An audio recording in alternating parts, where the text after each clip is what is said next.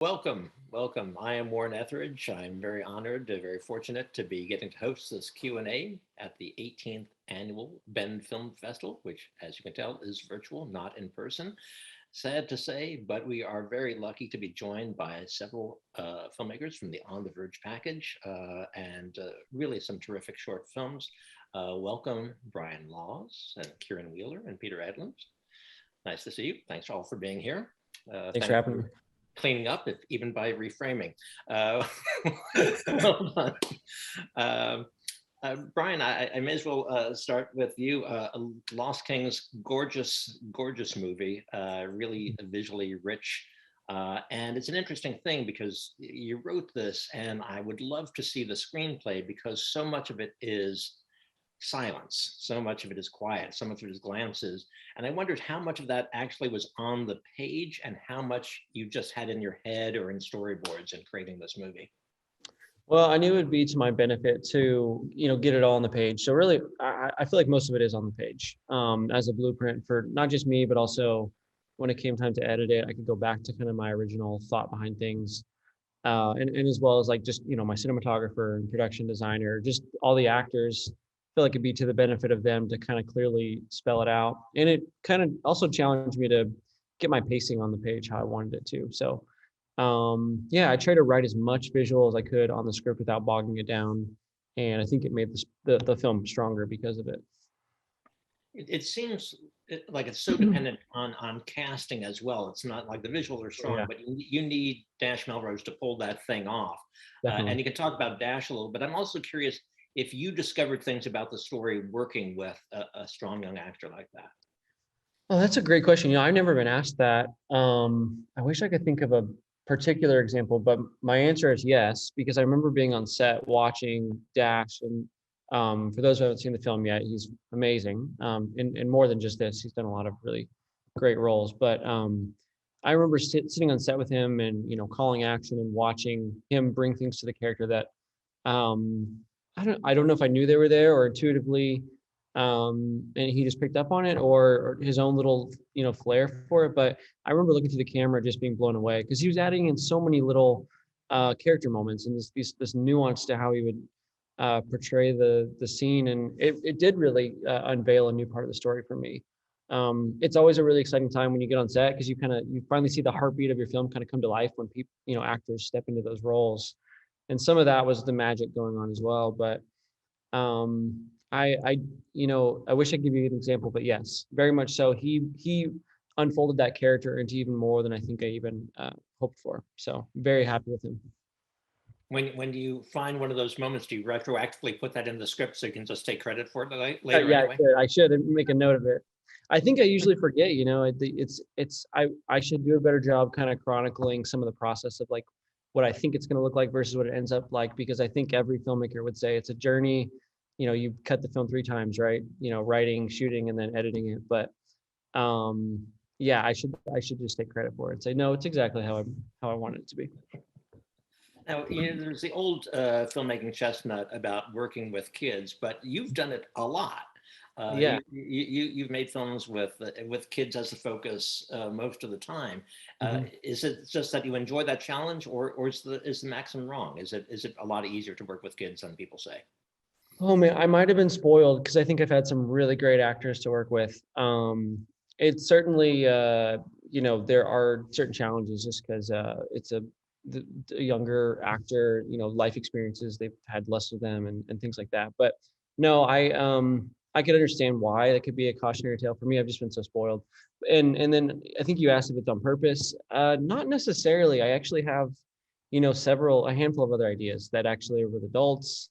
I think the more common theme that you're probably noticing, which is very true, is I am interested in family and family dynamics and stories that revolve around that.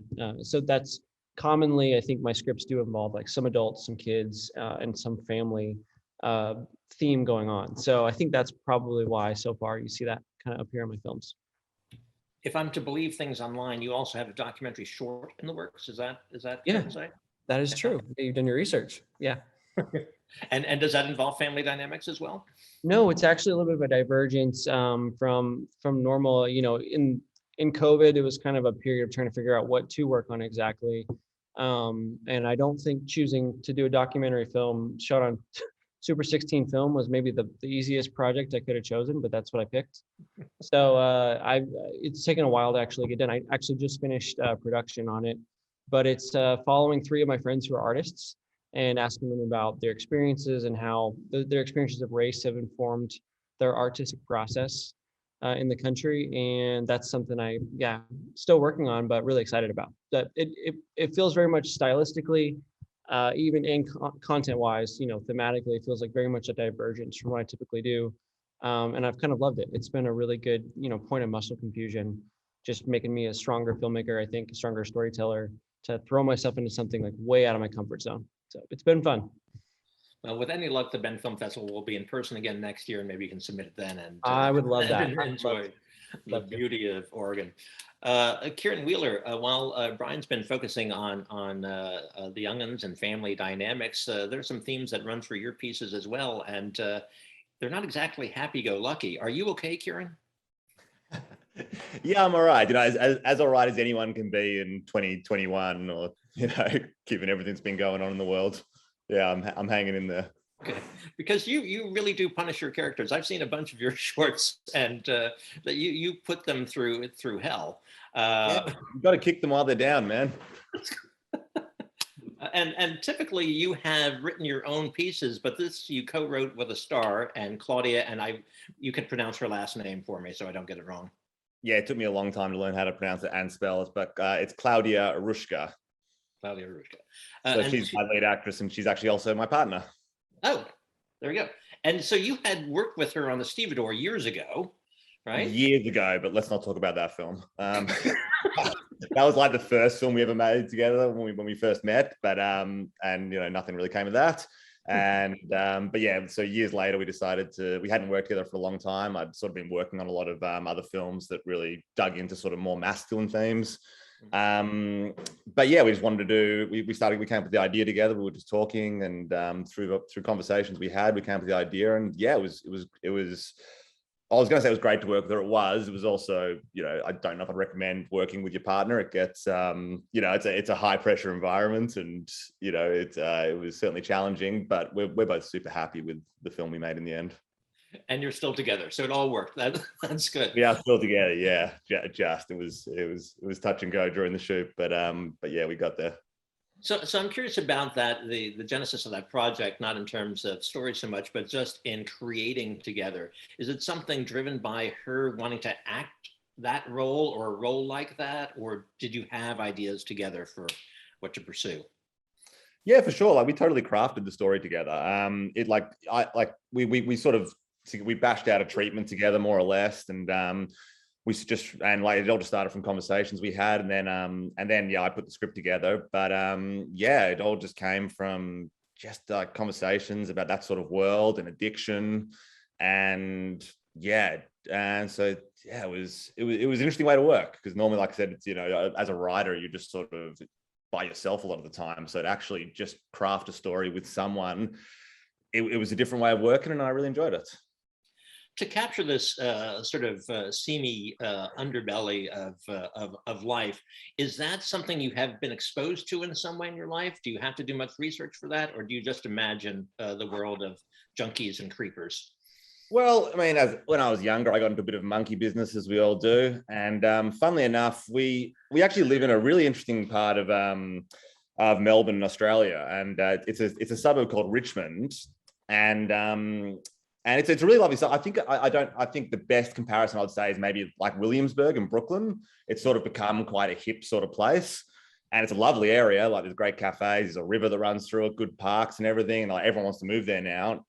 But just literally about 200, 300 meters down that way is a sort of infamous street called Victoria Street, which is essentially the heroin capital of Australia. And it's so weird. It's just a weird dichotomy of this affluent area right next to a place where there's a lot of people struggling with addiction. And you drive through it all the time, and you just sort of, you see all sorts of characters. You see a lot of colorful characters. I mean, it's not a dangerous place by any means, but it's just, there's a lot of drugs going through there. And we actually, one of the scenes we shot where the girl is just walking down this sort of dodgy looking street, that's the street. We just went down there at like 5 a.m. and just shot it. So yeah, a lot of the flavor that you saw in the film is just, it's part of this suburb that I've lived in all my life and that I love, but it's an interesting place. Oh, well, we've got some information about Melbourne that you don't get in the Michelin Guide. Thank you for that. Lovely. And just like Williamsburg, there are corrupt police officers there as well. So it's lovely. Peter, good to see you, my friend. Good to see you as well. Glad you made it. Glad you made it to 2021. We all made it. Thank goodness. It's nice to be here. I've known you for a while. I think I've seen everything you've done, and everything you've done does involve your brother, Ian. At this point, as Ian is a co-writer and an actor in your films, is he more safety blanket or secret weapon? Such an interesting question. I don't know. I guess I've never really tried to think about it in those terms. It's more that I'm really interested in making movies with people that I love, because making movies is really hard and really exhausting, and given the current state of the world and where we're going, sometimes feels pointless. So I guess it helps me find meaning, work not just with Ian, but working with Megan Leonard, who's a longtime producer and editor I've worked with, working with Lael Rogers, who's assistant directed a bunch of stuff and is really involved in all my projects. Ty Magoda, who shot, just like working with these collaborators again and again, that gives the process meaning for me. And I also think that interesting things come out of working, in Ian's case, with someone that I know so well, and someone who has some sensibilities that are very similar to mine, and then has some sensibilities that are like the complete total opposite of mine. And yeah, I don't know. I didn't really answer your question very well, but that's how I think about it. I think you did. And granted, I think your situation is easier than Kieran's, because having a relationship and going that far seems like a bold move. But for you, having a brother, you can easily lose a brother. Totally. I'll cut him to the curb the second Chalamet calls me back. He's out. That's the last time you'll see him in one of my movies. But do you ever? Is there any friction between the two of you? Do you ever have to smack him down and say, "I'm the director. Sorry, that's it"? I would say there's more friction in the writing process, because we definitely do disagree about things when we're writing, and that's relatively new. It wasn't always that we wrote together. That started with the mixtape short. But when we get to a certain part in the process, I think he's so focused on acting that he doesn't really want to engage in the directing aspect of it, or like the larger filming act, to the point that there are times where, like, as my writer, as my co-writer, I would like his opinion on things, and he's not really in that space at all. He's just like, I don't know, I'm trying to act, So there is like definitely a point in the process where there's this kind of nice like handoff, and I think he trusts me to take it home from there. I think one of the things that I love about this piece is that this piece is a little larger in some respects than your others, and just wrangling little kids basketball. I love it. I've never seen kids basketball, and it made me not want to see kids basketball. But I was amazed that that you were able to wrangle all that. And any stories?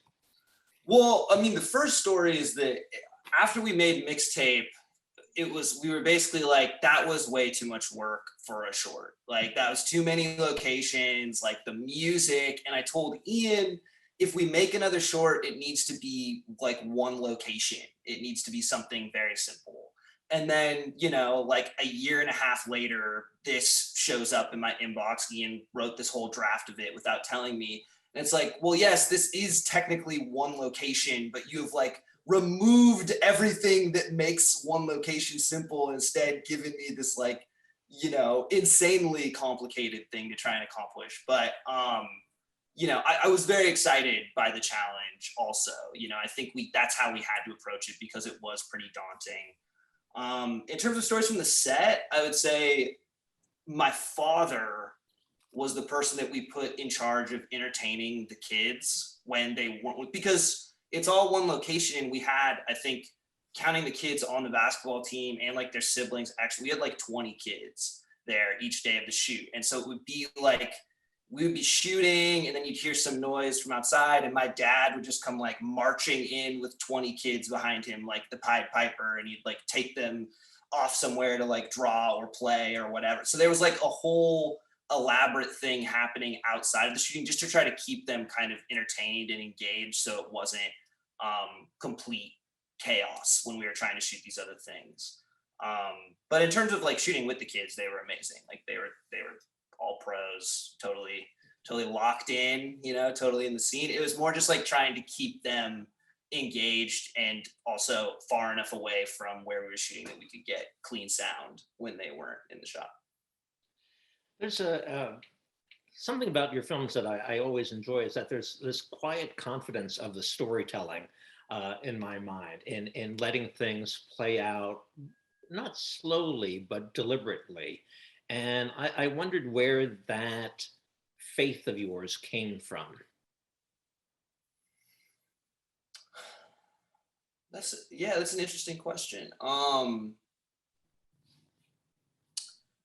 I think just the stories that I tell kind of move in the way that I tell stories in my life, or the way that I see stories. And I don't think about it in the specific terms that you're talking about, but I do definitely think about trying not to lose kind of the internal metronome that feels like this is the way that I tell a story, and this is the kind of pace and the way that, you know, we bring in details and we bring in characters that kind of feels the most like the way I tell stories, for better and for worse, I think at times, definitely. But yeah, I guess that's just a thing that I try to hold on to, even if it's kind of hard to define it, because I really only know how to make movies one way, and that's the way that I make them, and that, you know, that's the way that they feel, I guess. And I will not learn another way. I will, exactly. No, it's like I'm like consciously trying not to stray too far away from that.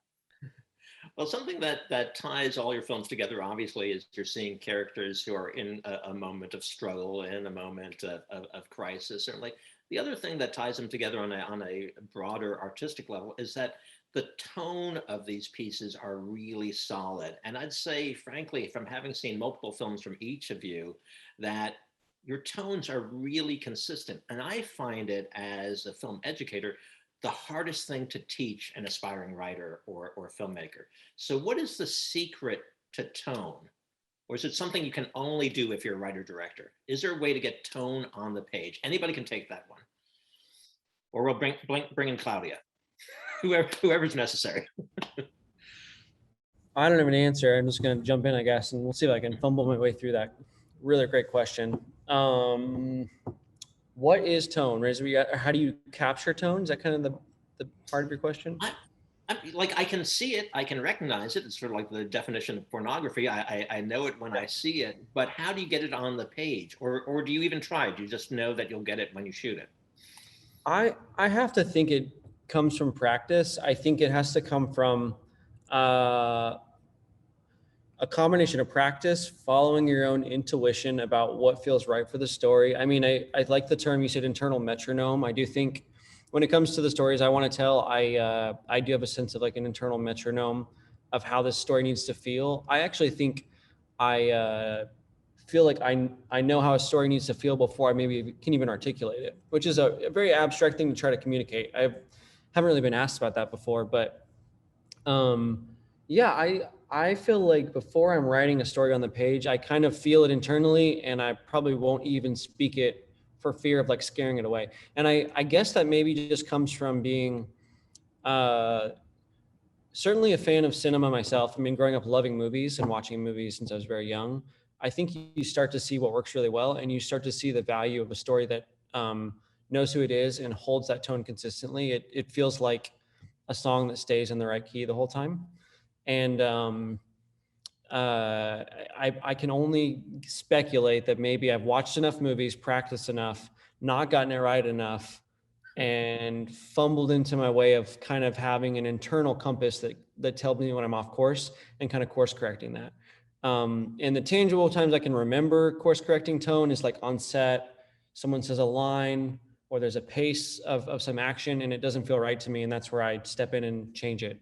On the script level, it's the word choice or the sentence structure or even the, you know, I don't really do much in comedy. I have some ideas that I'd love to do one day, but in terms of most of the dramatic, suspenseful things I do, things need to be in the right proportion to build suspense in the right way. So I'll stop talking in a moment because I think I'm trying to describe something none of us know how to describe, but that is my best guess at what tone is and maybe how I've been able to capture that in some of my films. And I think it starts with this weird internal abstract compass you have to kind of listen to first.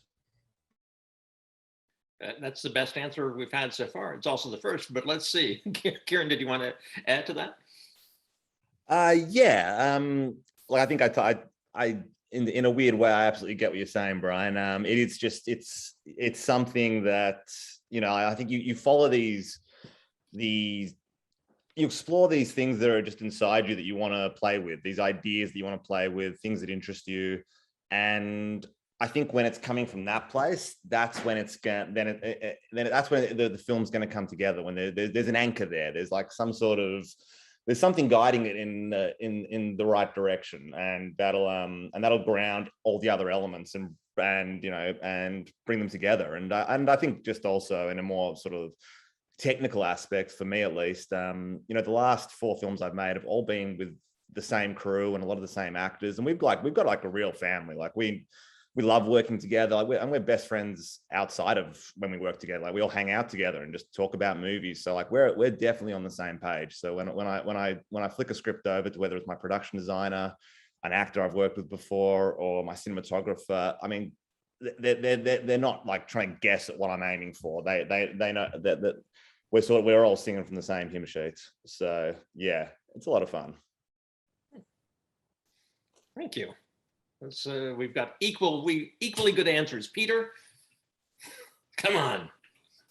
I mean, I feel like I don't have a great answer other than to say I'm obsessed with tone, and I still don't really understand it. I think that often it's about constantly, for me, overthinking and running everything I'm doing through the larger initial feeling that I got at the beginning of the project, and being like, does this match that feeling? Like, is this in that tonal space? And then on the day when I'm shooting, being open to the things that just bubble up, and making adjustments on the fly for that. Because I think so often those kind of little thoughts and corrections and new ideas are reacting to seeing something and being like, oh God, no, this is not how I wanted it to feel at all. And I'd also say that with everything I've ever done, I can tell you very specifically the moments where I feel like we lost the tone or where we're off a little bit. And that I think is maybe the most I get out of watching each finished project is being like, okay, that is not quite in the right key. Why is that? And kind of going back and trying to figure it out that way. And then hopefully learning some kind of lesson that I can take forward into the next project. Always learning, always learning. Trying change style, but always learning. I'm full of contradictions, of course. You know this. You've known me for a long time. That's what makes you so fascinating. Peter and Kieran, you've both alluded to this idea that you've had consistent crews there, and I wouldn't be surprised if the same is true for you, Brian. Given the recent talk about IA and striking and stuff like that, what do you do, or like, do you have a stance on it? And also, I presume you guys take pretty good care of your people. I'll go first again. Yeah, it's very important to me. That's something like I always want to make an incredible movie. I want to have a story that people connect with emotionally. But if to get there, you're trampling on people along the way, like to me, it's not worth it. It's certainly long days and hard work. But it is important to me that there's a certain tone set on set, and not to bring that word back, but I do have a particular way I like set to run, and I like not interested in anyone shouting. I think there's always time to be kind, even if you're urgent and stressed. Um, and you know, communication is pretty important to me. But that's to bring it back to your question. It's highly important to me, and I feel pretty ill-equipped to have a stance on it right now that probably is worthy of what's going on, except that I support, I think taking that step to strike to ask for better conditions, I think is important. And I think I'm supportive of anyone trying to improve the film industry in that way, because I think we all get used to the way things are, and you get used to kind of just rolling up your sleeves and toughing it out in a lot of areas of life. And I think that can, at times, it gets you through a hard scene or film, and other industries get you through a hard patch. But I think that's never should be the excuse to not look for ways to improve and balance quality of life and set people up to have really flourishing, healthy careers, and then have really healthy, flourishing personal lives as well. And so I'm really proud of them to take steps to try to like improve that for the industry at large. Now, Brian, I have to follow up though. Like Peter's had the good sense to be related to key members of his crew, both wranglers and actors and co-writers. Kieran's just going to date the most talented people he can find and make great work. What's your secret? Oh man, I think they're both brave. I don't think I would try to team up with a family member or a partner for a film. I have some incredible friends that have been longtime collaborators on some of my films. My composer's been doing every film with me for the last 3. He's helped a little bit on this new one as well. So I have incredible friends I've gone back to over and over, and then I have new friends that I've made along the way, just kind of getting started in the industry. And I'm someone who loves to find really great people who just are really passionate about what they do, fit that culture on set that I think is really important, and then just keep them around as long as they'll hang out around with me. So I usually like to keep working with the same people, and I'm still kind of building that team of people as my crews get bigger. But I guess part of my secret is I think who you hire really, really matters, and how you lead that team really, really matters. And I keep those things of equal importance as I'm making a film, because I think if you let that go, it actually really drastically affects the film. So hopefully that answers it a little bit for you. It definitely does. Kieran, do you want to take a shot at this? How do you grow your crew without becoming polyamorous? Yeah, I mean, I heard someone once say that they like to hire their crew based on vibe as opposed to technical skills, which I totally get, because look, filmmaking is really, really hard, even when everyone gets along really well. Like it's long days and it's tough. So yeah, like and everyone's good. Like crew, like these like everyone's good at what they do. There's a reason why they're getting regular work. So I think that just that connection is really important, and people that it's so nice to go into the trenches with people that you just know are gonna I've got your back and care. There's actually nothing. I remember when I first started making movies, like I always felt like I had to drag people on set, like you have to beg them to come and help you, and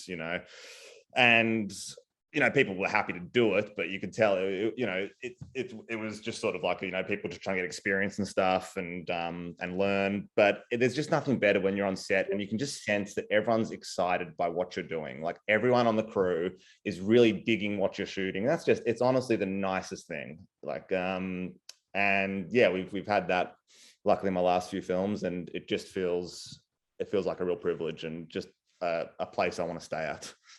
So yeah, and I think, and just going back to what you're saying before as well, you have to remember as well, there's lots of people in the film industry who are tradesmen. Essentially, they're tradesmen. They don't necessarily, they don't necessarily care about the film like you do. What they care about is what's for lunch and will they wrap on time and get home to their families. And you have to remember that as well. So yeah. I as a producer, I have noticed, I feel like there's a correlation between the crew being into the project and its creation and the outcome, that it's more than just a gig. For sure, man. I think you can feel the fun. You can feel when people are having fun on sets. But like I said, it's a balancing act because it is great when everyone is having fun, but still, there's still, a lot of people still just want to be fed well and not work 15 hours. So you got to balance that. And and I think if you treat them I think it goes both ways as well. Like if you do treat people well, then they're more likely to also get excited about the film. If they're not rocking up exhausted, they're more likely to sort of get on board with what you're trying to do. And Peter, for those who can't have your dad entertain an entire crew, what do you suggest? I wanted to add my mom is the production designer on all my shorts also, so I just want to extend this family thing. It goes so much deeper. It was really helpful for me working in the commercial industry, just as a way to work with a ton of different people locally. And just, I think a commercial production is very different from a film production in a lot of ways, but it's still a great way to just be on set with people and get a sense of how the two of you communicate, get a sense of kind of their abilities or like what their strengths are.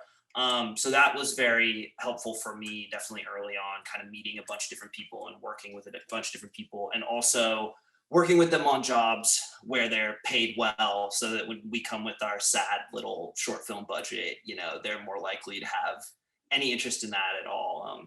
And kind of to echo what you both were talking about, I think it's like, trying to find people that are excited about the project, trying to find people who are fun to be around, and to kind of create a set vibe that is warm and inclusive and friendly.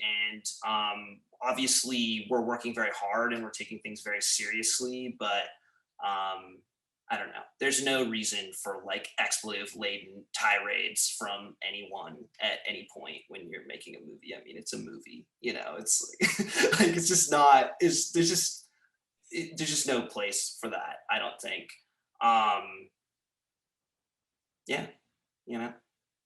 Making movies. Well, fuck that shit, Peter. Well, and I guess I remember, I was trying to remember, I was like, there's one other thing the other thing I was going to say is that I think also with shorts, it's so much easier because you get in and get out, and it's a lot easier to everyone to have great vibes for 2 days than it is to have great vibes for 40 days, so it's easy for me to say. I think it will be interesting if at some point, hopefully I get to make a feature film, and how you try to keep people engaged over a long period of time. And I think that's where kind of what Kieran was talking about comes into play too, especially with like craftsmen. It's like at the end of the day, there are going to be people on set who are like, this is a job. They're trying to have weekends. They're trying to have time with their friends and family. They're trying to be healthy. And I think that right now the conditions of work and film are so abhorrent and absolutely ridiculous, and the pendulum has swung so far that honestly it's incredible to me that it was ever allowed to get to this point in the mainstream film industry. So very hopeful we're going to see some much needed change soon. Well, all of you may be on the cusp of making that change yourselves. Certainly, you're making great movies. We feel very, very lucky and honored to include all your films in the 18th Annual Bend Film Festival. Kieran, I have to say, actually, for all of you, I wish the festival had been in person because I think all of you need a hug. But that's another story. Kieran, thank you so much. All these shorts were sort of anxiety producing for me. I think Jungle is an amazing piece because you really make an atypical character incredibly relatable and incredibly empathetic, and you just are just there, terrified along with her, and wishing her the best all along. It's a testament to Claudia's co-writing and performance, and to your direction, strong DNA running throughout all your pieces, and I'm grateful for all of them. Thank you, Kieran. Thank you so much, Warren, and thanks for having me. Thank you. And Brian, thank you for just always love the visuals of your work. They're so clean visually. They just draw me in and delight me every time. This piece, Lost Kings, I'm just blown away by how fluid it is and how much I'm drawn into a character without hearing really a word from that individual. It's a real testament to your powers as a storyteller. I can't wait to see more, and even a documentary. What the heck, throw it in there. Thank you so much. Thank you. It means a ton. Thank you so much. And Peter, my dear friend, thank you for another great piece. And Ian's work is important, but yours is obviously just as much of a contribution to these stories. Wonderful piece. I was getting worked up, having an attack with him in this film. And it's just, another step in your progression as a movie maker that makes me so happy on your behalf to see you keep going. So I hope that you and Kieran and Brian will keep growing these crews and treating them well and telling the stories exactly the way you want to, because you're nailing the tone. And maybe one day, Peter, you'll let me screen one of your movies. That's another story. All right. So thank you, Brian, Kieran, Peter. It's been fantastic. Hope to see you with new movies at the 19th Annual Bend Film Festival in person. We'll see. Hope so. Thank you so much. Thanks, Warren. Appreciate you, man. Have a good one. Thanks a Take lot. care. Cheers.